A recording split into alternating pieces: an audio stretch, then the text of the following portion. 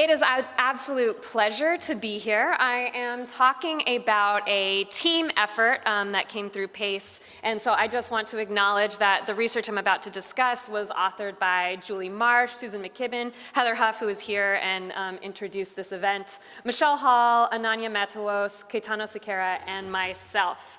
So the report that I'm about to talk about is titled Enacting Social Emotional Learning, Practices and Supports Employed in Core Districts and Schools. And what is really interesting about this project and what you're going to see is we came about a different set of questions and a different set of methods than Linda just talked about, yet you'll see that the conclusions we arrived at have a lot of congruence in a way that I think is really fascinating for us moving forward. So just to ground this particular study, we were responding to this growing consensus that schools can and should attend to students' social emotional development. And in this study, we were talking about SEL in a very broad sense, as referring to the beliefs, attitudes, personality traits, behaviors that are separate from academic achievement, yet are perceived as beneficial to students' lives and to society more generally. And so many of the competencies that fall within this idea of SEL, like growth mindset, have been found in the literature to predict academic, economic, and physical outcomes. Yet social emotional learning as a category is very broad and somewhat ambiguous, and it's perhaps understandable then that the understanding of practices associated with SEL is often unclear. And many districts and schools are struggling to implement programs and practices with SEL goals. So for this project, we are looking at schools that had high reports of SEL on student surveys, and we went into these schools to ask, what is it that you all are doing? Our research questions, we had 3 questions that drove this work. We asked, how do educators define social emotional learning? We asked, what are the strategies that are being used to support these various conceptions? And then finally, what is the role of districts in this work? So this project is part of a partnership that PACE has with the core districts, a consortium of 8 California districts that have been collaborating on a variety of initiatives. At the time that we started this project, CORE was really interested in accelerating math achievement for Black and Latino students in grades 4 through 8. And there was a hypothesis on the behalf of CORE leaders that SEL was going to play a key part in achieving this goal. And so CORE invited us at PACE to examine the SEL practices that may support goals of accelerating math achievement among these focal student populations. And the core districts had for several years been administering student surveys of 4 social emotional learning constructs, including growth mindset, which you already heard about, self-efficacy, or the belief in one's own ability to succeed at a given task, self-management, which includes self-regulation of emotions and thoughts in different situations, and social awareness, which refers to empathizing with others and responding to social norms. So we did what's called a positive outlier study. We were like, where are the bright spots in this SEL survey data? We selected 2 schools in 5 districts, so we went to a total of 10 schools across California. And considering the focal population and goals that CORE had, we were looking at schools that served large proportions of African American and or Latino youth, and that these students were in the top quartile of the whole CORE results in SEL for 2 years in a row. We also looked at schools that were performing relatively well in math. And our data included 71 interviews conducted across these schools and district offices, as well as observations at school sites and the analysis of relevant documents. And a couple caveats to keep in mind. Our aim was to visit these positive outlier schools and ask, how do you understand your SEL success? What we did not do is prove that a particular practice causes a particular outcome. This was a more exploratory study to get at a sense of how educators are conceptualizing and enacting social emotional learning. We should also note that while we did consider demographics in our sampling, we cannot claim for sure that schools are responsible for the SEL results that we observed.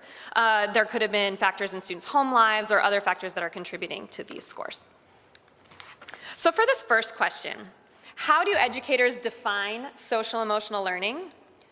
The answer is there's variation in the way educators are conceptualizing SEL.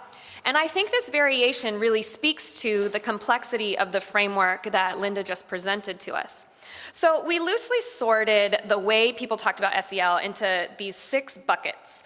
So supporting student mental and emotional well-being, like providing therapy, counseling, creating a safe and supportive school climate. This is really getting at that idea of caring and relationships. Developing social skills and appropriate behavior, like following the rules. And then because we were talking to middle school educators, we heard a lot about supporting adolescent development at this particularly unique time at early adolescence. We also heard SEL means building a culture of inclusion and acceptance of difference. Or we would hear SEL is addressing the needs of the whole child, which might refer to some of these previous conceptions, but also is getting at things like supporting students' passions and interests outside of their academic classes. This variation is particularly interesting to note, considering there's a body of literature that suggests when it comes to policy implementation, ambiguity can be an impediment to implementation. It can help if folks have a clear understanding of what are the goals and what do terms mean. So a lack of clarity could create a challenge. Another thing to point out is that these concepts might all be interrelated, and it may be an opportunity for us moving forward to think about like the framework that Linda presented, which is how are these things interacting and relating to one another in order to have a coherent vision of how we're moving forward with these different definitions. And then also this can be helpful in trying to implement SEL or whole child related initiatives. This gives you a sense of the prior knowledge that educators are working with that you can then build on when you're introducing new ideas. So for the second question, what were the strategies that we observed that were enacting and supporting these various SEL conceptions? Again, we identified 6 buckets that these strategies fell into, and you're going to see a lot of consistency between these buckets and the practices that Linda just reviewed. So the first category around promoting positive climate and relationships. These could include strategies like taking the first 2 weeks of the school year just to focus on culture building and different teacher teams responsible for teaching students about different aspects of the school community. We also heard things here about advisory periods or looping as opportunities to promote positive climate and relationships.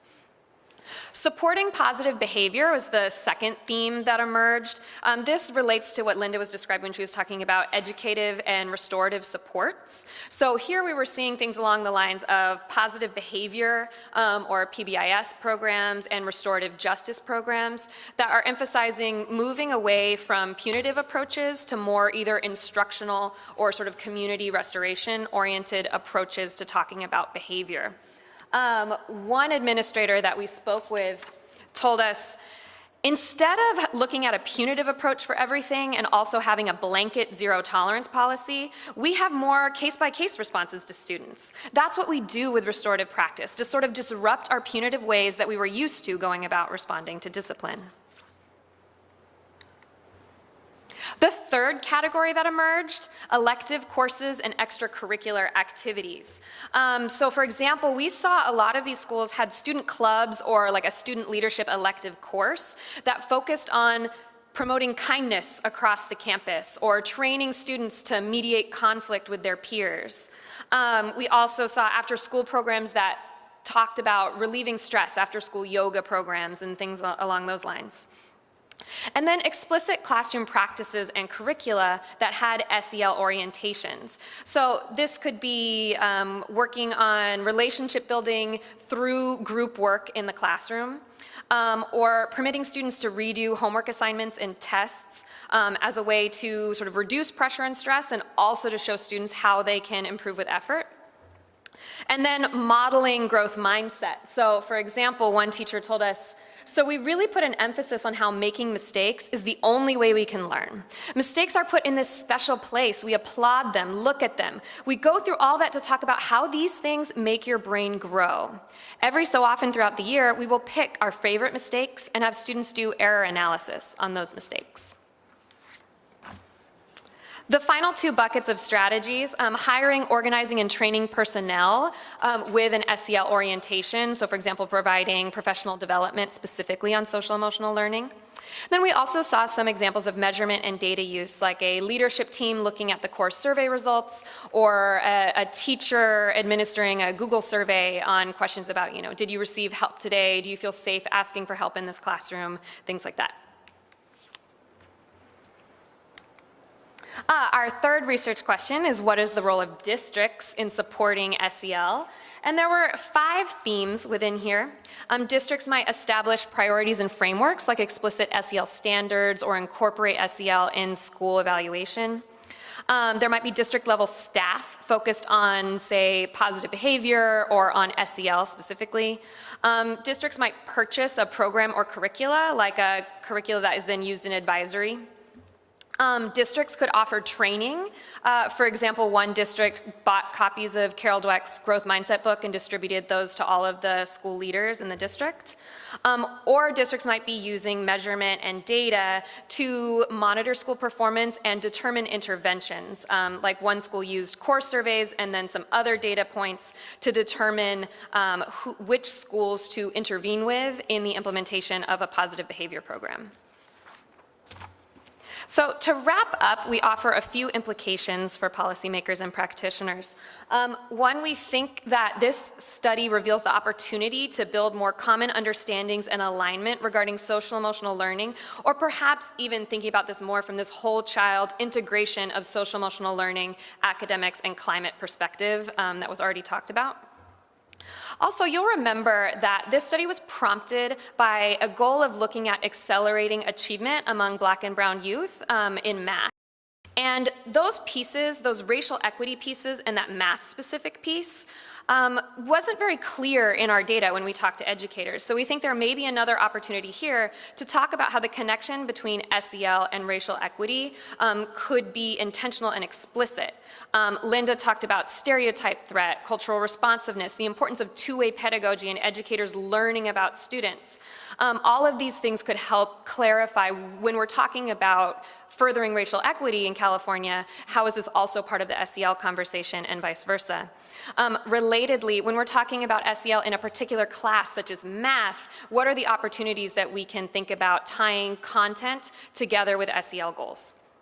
And then finally, we think that this, along with Linda's piece, really illustrate that there isn't a single panacea when it comes to these types of issues, but rather a complex, multifaceted framework of multiple strategies that are happening at multiple organizational levels.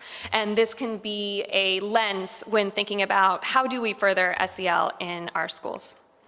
Thank you.